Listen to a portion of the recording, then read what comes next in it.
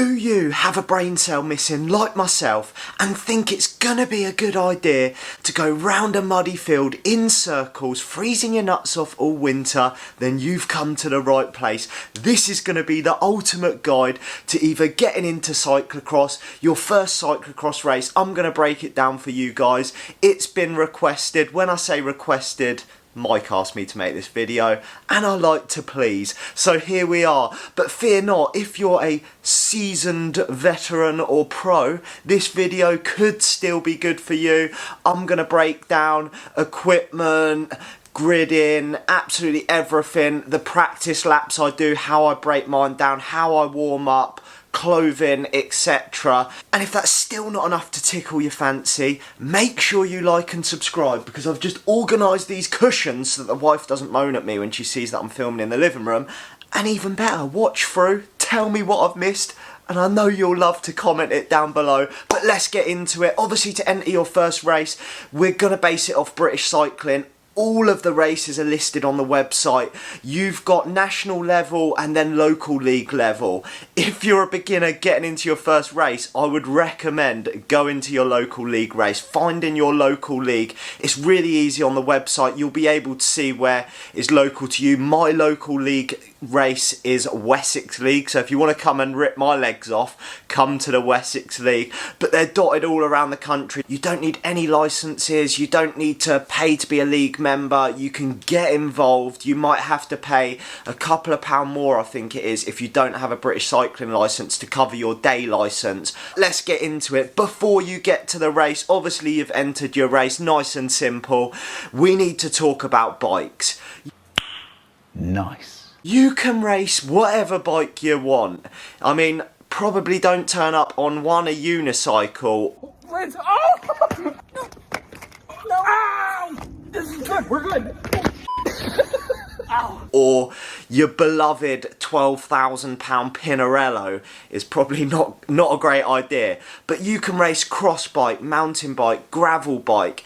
In your local league race, it does not matter, as long as your bike is safe, has two wheels, doesn't have a battery, hence why the rocket dump race, and also has like brakes and is all functioning well. It doesn't matter if you've got flat bars, drop bars, you can turn up and rock whatever you want. When I first got into cross, I used my mountain bike and I absolutely loved it, and that is how I got hooked. Also, you do not need two bikes when you start out. When I started cross, one bike was ample. Yes, it makes things difficult when it gets muddy, but it's about using your brain in those conditions. When do I get off and run?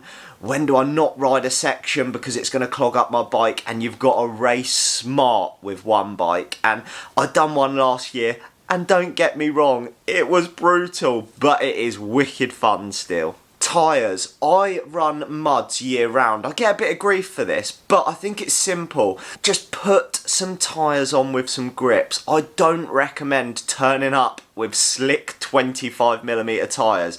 You want to be comfortable. Get some chunkier tyres on there. Get some grip. If you want to run slicks, I take my hat off to you, you're a legend, but me, I need the grip. I run Limas, and I'm also going to be running some of the Victoria muds this year as well on my tubeless wheels, so they're going to be a little bit different, but you can run whatever you want. Tyre width doesn't matter. Only at UCI level it has to be under 33mm. So at your local race, you can run your mountain bike tyres, you can ride a fat bike, you can ride whatever tyre width you want, but I'd really recommend getting something with some grip. While we're on the equipment, we're going to talk about kit. I know we like to look dapper and fresh, but do not wear your favourite white Rafa jersey, because it probably ain't going to be white ever again. Maybe at the start of the season in September it'll be okay, but when it gets muddy, you are going to get caked in it. I'd just recommend, I know there's the whole look good, feel good, race good, but I'd recommend just getting something that you don't mind getting dirty, probably don't mind damaging if you're going to park it at some point during the race. I'd recommend mountain bike shoes over road shoes. You can run flat trainers if that makes it easier if you don't have any, but mountain bike, just so if you do have to get off and run, you don't want like your road shoes bashing on the floor or getting clogged in mud, because that does happen and you need to be able to jump back on the bike. And lastly, most importantly, before you get to the race, you're gonna have to be that nutter like myself that goes down your local park, goes round and round in circles like an absolute numpty while everyone looks thinking, what is this chopper doing? And the wife always asks me, do people not look at you? Yes, they do, but I 100% recommend getting yourself down your local park, practicing some cornering so you know how fast you can go into a corner, set up a figure of 8, set up a cone system, whatever it is, do some race starts, get used to clipping in, and lastly, make sure you practice dismount and remount. You are likely going to have to do it at some point in a cyclocross race.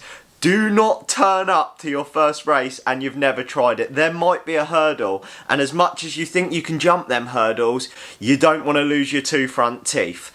So make sure you can dismount and also remount at speed. Most importantly, gentlemen, to protect the crown jewels when you remount, ladies, whatever your equivalent of the crown jewels is. But it has happened to all of us. We have got the remount wrong. And believe me, it hurts. So get down there, practice. So that's the pre-race stuff sorted. Now when you get to the race, if you've entered online in the UK, you normally get like a guide sent through to your email. When you do get there, there's normally a tent to sign on at. Get your number, your chip and everything, and you will be ready to get out for practice. Practice lap time, this is crucial. You must go and do a sighting lap or practice lap. You do not want to get out on the course going full numpty, full beans, next thing go around a corner and there's a hurdle or something. So make sure you get out and practice. In the UK, most practice is between races.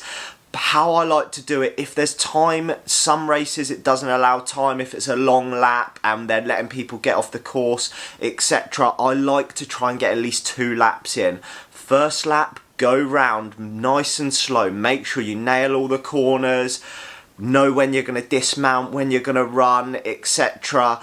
And also redo any sections that are tough if there is hurdles that you want to try and jump, or if there's a little log that you might want to jump up, or a section you think you can ride. Test it. It might be quicker to run, it might be quicker to ride.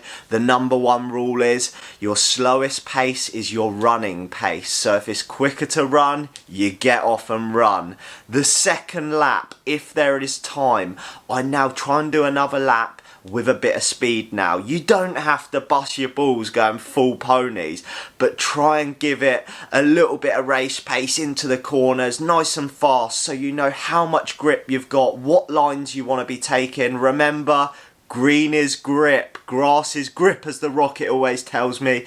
Get on the grass, the muddy line isn't always the fastest line. Practice any sections at speed, because you are going to be going in full send on that first lap, so make sure you're comfortable hitting the corners with a bit of pace. After the practice lap, you're probably going to want some clean-up time. Get back to your car. If you've got like a rag, I've done it with a rag before, clean off your bike a little bit if it gets muddy, and I always recommend taking kit to racing.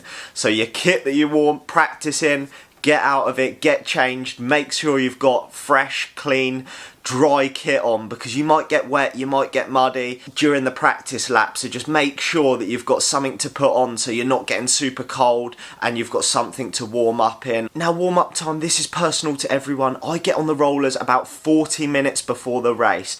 You can either go up and down the road nearby, but I highly recommend, if you've got a set of rollers, they are absolutely wicked for cyclocross. You can stay dry normally, you don't get really muddy, and you can really dial in a good warm-up. Warm-up for cyclocross is crucial. You are going to pull the pin off the start line. The warm-up I've done for a few years now. I do 5 minutes nice easy spin. I then do an 8-minute ramp up to threshold.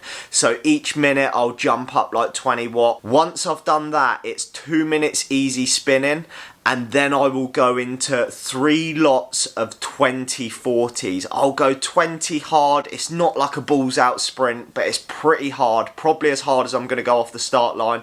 40 recovery, and then I will spin out till the 20th minute. That is warm up complete. There's probably a million ways to do it, but it is super important you get the body primed. Now once you've warmed up, go for that last minute 1 or 2, but I head down 15 minutes before the start of the race for gridding.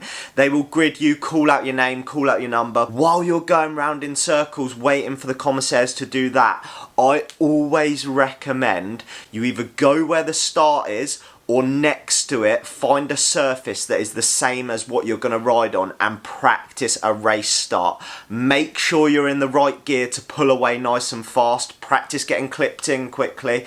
There's nothing worse than pulling away and realising you're in one of your biggest gears and you're doing an absolute cadence, you're doing a torque effort. Think you're muscle man trying to do like 40 RPM pulling away on mud. Or vice versa, you're spinning your nuts off, doing wheel spin off the line because you're in an easier gear. They'll then grid you. It is then time to go. You want to take your last jacket off as close to the start as possible. When they give you like 2 minutes or 60 seconds, depending on how quick you can do the full Monty, it's then time to go full gas. One rule in cross, you go hard and you keep going hard. These races at local level, you won't get 80%, you won't get pulled. If you get lapped by the lead riders, they will just shout on your right or on your left. If they shout that, they're going to overtake you on that side. So if they say on your left, do not go left. That's the side they're overtaking you on. At local level, everyone is super friendly, super nice. They will make sure they give you space and at a sensible point. They won't just dive bomb you and take you out in a corner. They're the experienced riders normally. They will make sure they give you ample room and they find a spot that's sensible to overtake as well. They won't take you and themselves out, so don't worry about that. Most importantly though, give it the beans, have a laugh, have fun, slip and slide, probably fall off your bike. Just have a good time. It's what it's about. And for some weird reason, you love it, you come back next week, and then you find yourself all winter at the Wessex League, killing yourself every weekend for fun. And also, after the race, get yourself a cake, get yourself some chips if they're there, get yourself signed up, get yourself down to the local race, give it the beans. And I hope this has helped someone or motivated someone to give their first race a go. If there's anything else anyone wants to see, I want to try and make more informative videos like this rather than just always me shouting. I'm going to go full ponies at a race and showing you my race day. Hopefully I want to try and help people. I'm going to do some skills ones and stuff like that when I can convince the Rocket to come down the park with me. But if you've got anything you want to know, maybe a Belgium version, if you're thinking about taking your kids out to Belgium, I've got a little bit of experience in that from last year, but hit me up with a message either on here in the comments or on Instagram. If I've missed anything that you think might help someone, comment it down below. I hope you've enjoyed the video and I'll catch you in the next one. Cross is coming, baby.